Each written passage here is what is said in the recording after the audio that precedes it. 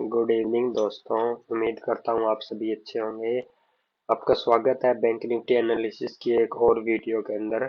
जैसा कि कल के मार्केट एनालिसिस वीडियो में हमने डिसाइड किया था कि अगर मार्केट हमारे फेवर में ओपन होता है तो हम किन किन तरीकों से मार्केट के अंदर ट्रेड करेंगे। तो कल हमने कुछ लेवल्स के बारे में आपके साथ डिस्कस किया था कि ये हमारे इम्पोर्टेंट लेवल रहेंगे, उन्हीं के हम ट्रेड करेंगे।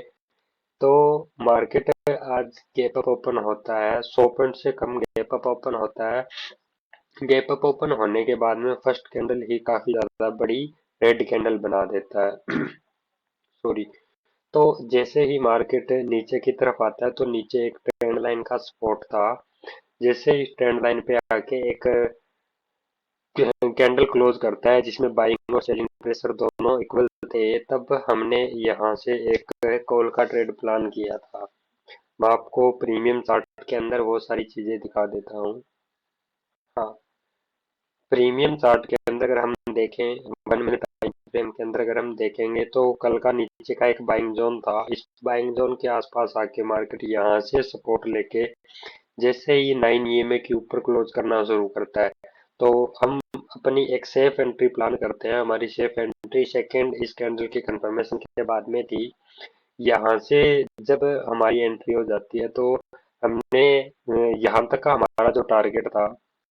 मार्केट पहले क्या करती है, मार्केट यहाँ से ऊपर निकलती है। ऊपर निकलने के बाद में हम पहले जैसे हमारे 20 पॉइंट डन हो जाते हैं, हम अपने स्टॉप लॉस को ट्रेल करके कोस्ट टू कोस्ट कर लेते हैं। जैसे ही मार्केट हमारा 50% टारगेट डन कर देती है, जैसे हमारा 20 पॉइंट का अगर स्टॉप लॉस है तो हमें अगर मार्केट 20 पॉइंट हमारी डायरेक्शन में दे देती है तो हम उस ट्रेड के अंदर कभी भी लॉस नहीं लेते।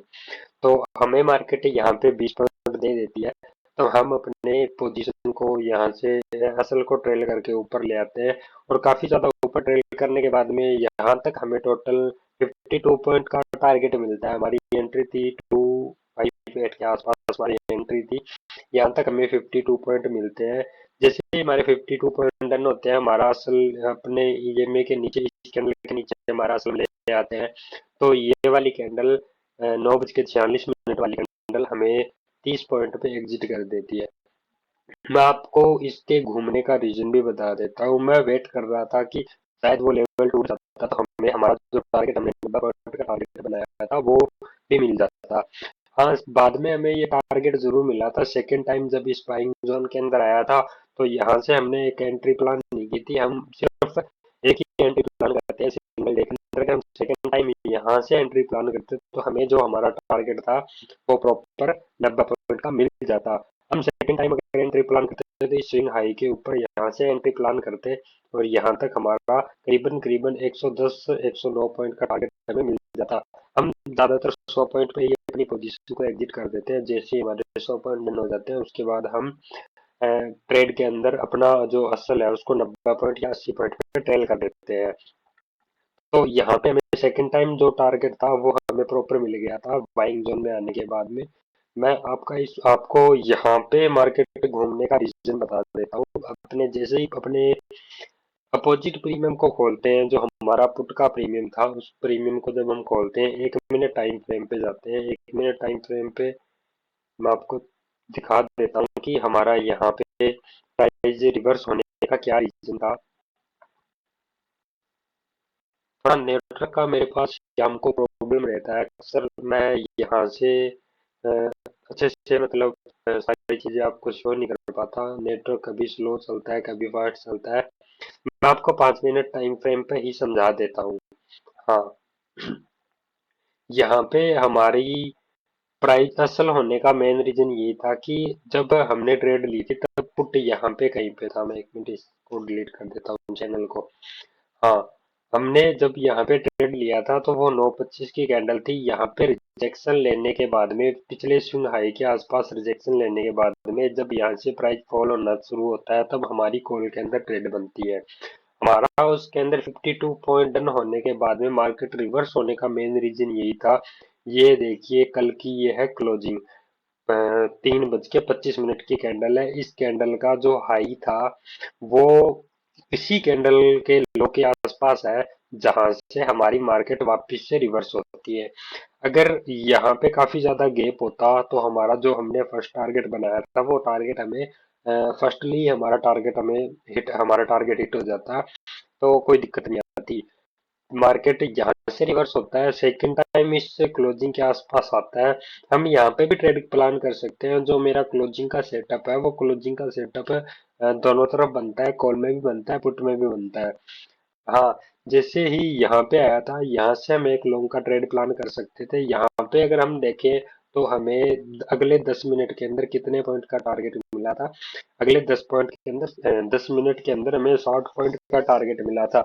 और उससे अगली कैंडल, एक 5 मिनट की कैंडल, जितना प्राइस ट्रेवल किया था उतनी ही नीचे आके क्लोज कर जाती है। तो हमारा जो आज का व्यू पॉइंट था वो पॉजिटिव था मार्केट के अंदर। तो हमने पुट का कोई भी ट्रेड प्लान करने का नहीं सोचा था, क्योंकि एक नीचे से ट्रेंड लाइन आ रहा था, बाइंग जोन था कॉल के प्रीमियम में। तो इसीलिए हमने आज पुट के अंदर ट्रेड प्लान नहीं किया। हाँ, जब हमें सेकंड टारगेट मिलता है तब क्या करता है मार्केट, तब यहाँ कहीं इसी जोन के आसपास मार्केट वापिस से आता है। और यहाँ से मार्केट एक रिजेक्शन कैंडल वापिस से बनाते हैं, तब यहाँ पे हम पुट का ट्रेड, सॉरी, कॉल का ट्रेड वापिस से प्लान कर सकते थे। उसी के अंदर हमें वो जो टारगेट हमने बनाया था वो टारगेट 90 पॉइंट का हिट हुआ है। तो यहाँ से अगर देखा जाए तो मार्केट यहाँ से वापस फॉल होता है। इस बार मार्केट जो है क्लोजिंग का सपोर्ट नहीं लेता है, इसलिए हमारा जो टारगेट हमें 90 पॉइंट का डन हो गया था। उसके बाद मार्केट इसी जोन के अंदर मार्केट पूरा दिन फंसा रहता है और यहीं पे मार्केट क्लोज कर जाता है। तो कल का जो हमारा व्यू पॉइंट रहेगा, कल का व्यू पॉइंट मैं आपको स्पॉट चार्ट के अंदर बता देता हूँ। कल का हमारा व्यू पॉइंट, जो हमारे इंपॉर्टेंट लेवल्स हैं, जो लेवल्स कल की तारीख में काम कर सकते हैं, वो लेवल्स आपको मैं बता देता हूँ। ऊपर की तरफ अगर देखा जाए 56,320 का हमारे पास एक स्ट्रॉन्ग रेजिस्टेंस है। नीचे की तरफ अगर देखा जाए 56,094, 56,100 का हमारे पास एक स्ट्रॉन्ग सपोर्ट है। अगर मार्केट यहाँ कहीं ओपन होता है, गैप अप ओपन होने के बाद नीचे आता है, तो इस सपोर्ट से मार्केट वापिस यहाँ पे साइडवेज होकर ऊपर की तरफ निकल सकता है। सेकंड, अगर मार्केट इस जोन को नीचे की तरफ ब्रेक करता है तो हमारे नीचे के लेवल है 55,908 का लेवल, उसके बाद 55,843 का लेवल, उसके बाद 55,798 का लेवल। कल का मार्केट नेगेटिव रह सकता है। मार्केट अगर इस जोन में कहीं ओपन होता है, तो मार्केट अगर फर्स्ट कैंडल ग्रीन बनाने के बाद में आज की क्लोजिंग के आसपास आकर होल्ड होकर यहाँ से वापिस से फॉल करता है, तो हम यहाँ पे पुट का ट्रेड प्लान करेंगे। कल का मार्केट नेगेटिव रहने के ज्यादा चांस है, क्योंकि जो कल की तारीख थी 29 तारीख में, हमारे ऊपर जो ट्रम्प ने टैरिफ ऐलान किया है, 25% टैरिफ हमारे देश पे लग चुका है। तो हो सकता है कल की तारीख में एफआईडीआई दोनों काफी भारी मात्रा में सेलिंग कर सकते हैं। कल बैंक निफ्टी का मंथली एक्सपायरी भी है, इसलिए हम कल की मार्केट को अवॉइड करेंगे। मैं बेसिकली एक एक्सपायरी में ट्रेड नहीं करता हूँ। इसका रीजन ये है क्योंकि एक्सपायरी में प्रीमियम काफी ज्यादा वॉलेटाइल होते हैं। जो हमारे लेवल्स हम बनाते हैं, उन लेवल्स को काफी बार मार्केट रिस्पेक्ट करता है, काफी बार मार्केट रिस्पेक्ट नहीं करता है। अगर मार्केट इन लेवल्स को कहीं ना कहीं होल्ड होके ब्रेक करता है, तो कल की तारीख में आपको एक्सपायरी के दिन में बड़ा मूव देखने को मिल सकता है। मैं उम्मीद यही करता हूँ मार्केट की, मार्केट अगर कल गैप अप ओपन होता है, यहाँ पे कहीं होल्ड होता है और यहाँ से जैसे ही मार्केट ऊपर की तरफ निकलता है, तो फर्स्ट टारगेट हमारा 56,323 के आसपास का रहेगा। सेकंड टारगेट 56,570 के आसपास का रहेगा। नीचे की तरफ मैंने आपको लेवल्स बता दिए हैं, ऊपर की तरफ आपको मैंने लेवल्स बता दिए हैं। बाकी आप अच्छे से काम करते रहिए, कोई दिक्कत नहीं है। बढ़िया से चीजों को डिसाइड कीजिए कि आपको कितना लॉस लेना है, कितना टारगेट लेना है। इसी तरीके से मार्केट के अंदर पैसा कमाया जा सकता है। बेसिकली अगर आप आज अगर चाहते तो आप यहाँ पे काफी सारे ट्रेड प्लान कर सकते थे। मैंने एक ही ट्रेड प्लान किया था, उसके अंदर मेरे को प्रॉफिट, काफी अच्छा खासा प्रॉफिट दिखा था, लेकिन मैंने वहाँ पे बुक नहीं किया था क्योंकि मैं अपना टारगेट बड़ा रखना चाहता था। लेकिन मार्केट ने क्या किया, मार्केट का अगर जो पुट का प्रीमियम था वो अगर अपना वहां से सपोर्ट नहीं लेता, तो हमारा टारगेट हमें फर्स्ट 10-15 मिनट के अंदर ही हमारा टारगेट हो जाता, हिट हो जाता। बाकी मैं आपको मेरा पीएनएल और जो ऑर्डर थे मेरे वो आपको शो कर देता हूँ। ये मेरा आज का बीएनएल है 848 रुपये समथिंग, यहाँ पे 1800 1900 रुपये के आसपास मेरा प्रॉफिट, मैक्स प्रॉफिट दिखाया था। लेकिन मैंने बड़े प्रॉफिट के लिए असल को ट्रेल किया था, इसलिए मेरा यहाँ पे 848 रुपये ही प्रॉफिट बुक हो पाया था। सेकेंड, मैं आपको मेरे ऑर्डर दिखा देता हूँ।